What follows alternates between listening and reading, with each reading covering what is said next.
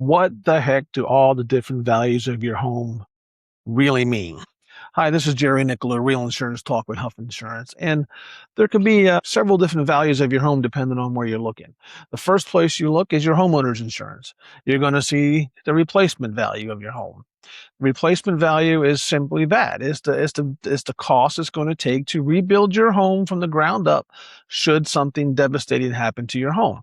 So that's the coverage A. That's the replacement cost of your home, and that's what you should be insured for. Some people put in a guaranteed replacement cost rider or let's say a 50% over to cover any incidental increases in building costs from the time your policy was written or renews to if something happens to it at that time. So it can cover some surge pricing. So if a disaster comes to an area, wipes out many, many homes, then you could have a surge pricing where the cost to replace the house at that time is going to go up because of that.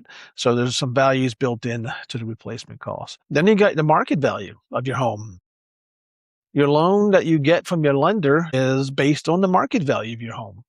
So it could be greatly different than the actual replacement cost of your home insurance, and it causes some questions for us.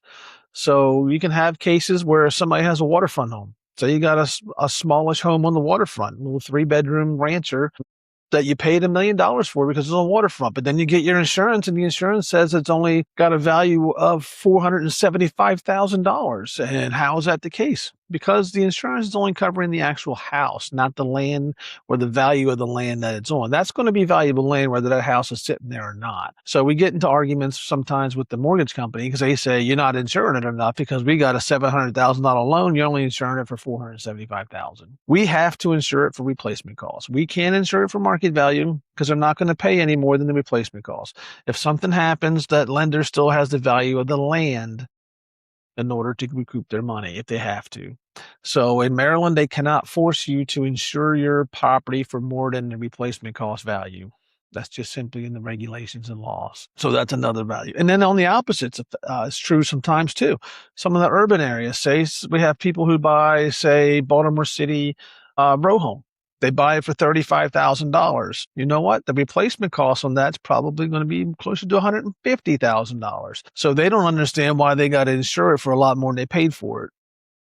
Simply because if it does burn down, the replacement cost is going to be more than what you paid for it. It costs more to build it than what you paid for it sometimes. In certain areas, the real estate value is not as good, and sometimes the areas can drive down the actual market value below what it costs to replace it. It's just simple facts. That's the way it works. So there can be different values of your home, and you got to understand what they mean because it's going to be confusing. I know you get your homeowner's insurance. My house is worth $475,000, but I paid $1 million for it. So why are they not insuring it right? Or the opposite. I paid $35,000 for the house. Why do I have to insure it for $150,000 if I only paid $35,000? Just because the fact that market value and replacement value are two distinct different values and therefore to use for two distinct different purposes. So again, the market values based on selling the house, the replacement cost on the insurance policy is based on the cost to rebuild it. The rebuilding thing is kind of interesting too. So if you get a house built from scratch, like we had a house built from the ground up and it costs X number of dollars to build it, we go get the replacement cost estimator done, and the replacement cost on the house that we just built was a good 20 to 25% more than the value I just paid to build it. And the initial thought is, how is that possible? Why am I going to insure it for 25% more than I actually paid to build it?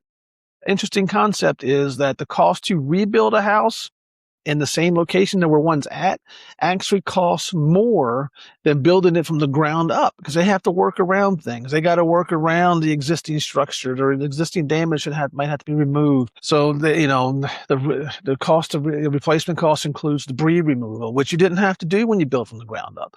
They got to work to connect to the existing utilities and infrastructures, which when they built at scratch, they were installing them from new. So it wasn't as expensive to bring it in new as it is to retrofit it back. Plus, even if you get a brand new house today, if something happens to it 6 months from now, I know here it is August. As I'm doing this video, all the new building ordinances usually go in effect in October. So if I get something that built in August, by the time October comes around, there could be some new ordinance and laws that come into place that affect my rebuilding costs. So I better have the right ordinance and law coverage as well. So there's different ways that the replacement costs that can cause confusion for the homeowner when they're looking at market value, replacement costs on the insurance, and so forth. So the values can be different. It's common if they are different, so do not get worried if they are different. It's very common. And if you have any questions, please reach out to your insurance agent, or if we're your insurance agent, reach out to us. We'd be happy to discuss it. And this is Jerry Nicklow, Real Insurance Talk with Huff Insurance. Have yourself a wonderful day.